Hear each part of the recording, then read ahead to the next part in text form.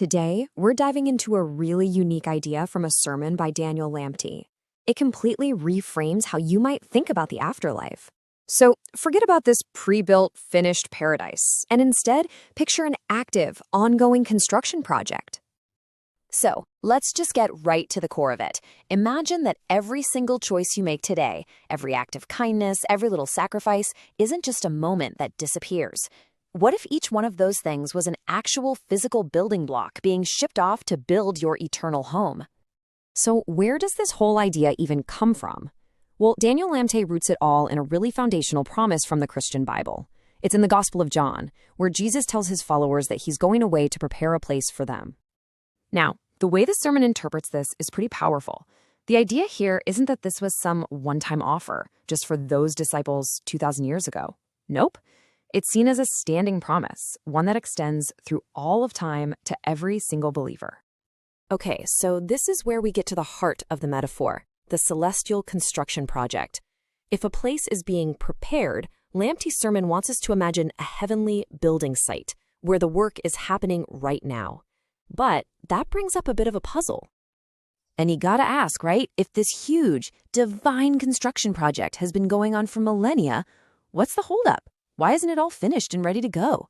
Well, Daniel Lamptey's sermon gives a very surprising answer to that. The answer is actually pretty simple, but it's really profound. The project isn't stuck because of some heavenly delay. According to Lamptey, it's because the raw materials, the actual stuff this heavenly architecture is made of, are generated by us through our lives, right here on Earth.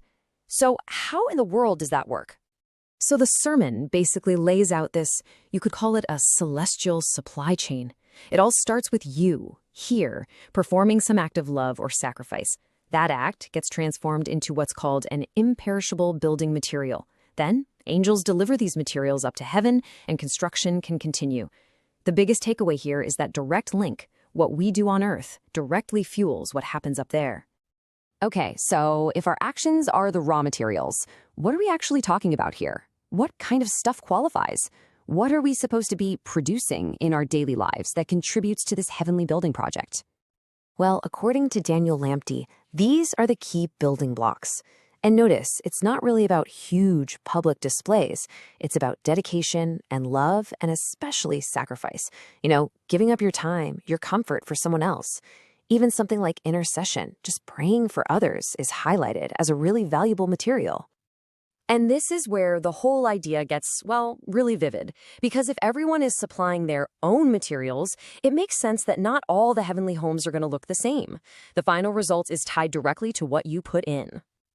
To really drive this point home, the sermon tells this incredible story about a super famous pastor who supposedly had a vision of the afterlife.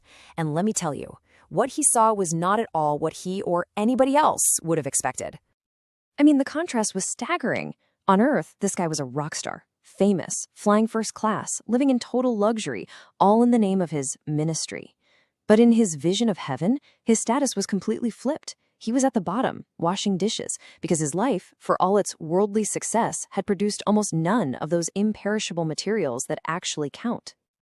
And what this story really gets at is one of the most powerful lessons from Lamptey's sermon. The entire hierarchy of Earth gets turned completely upside down.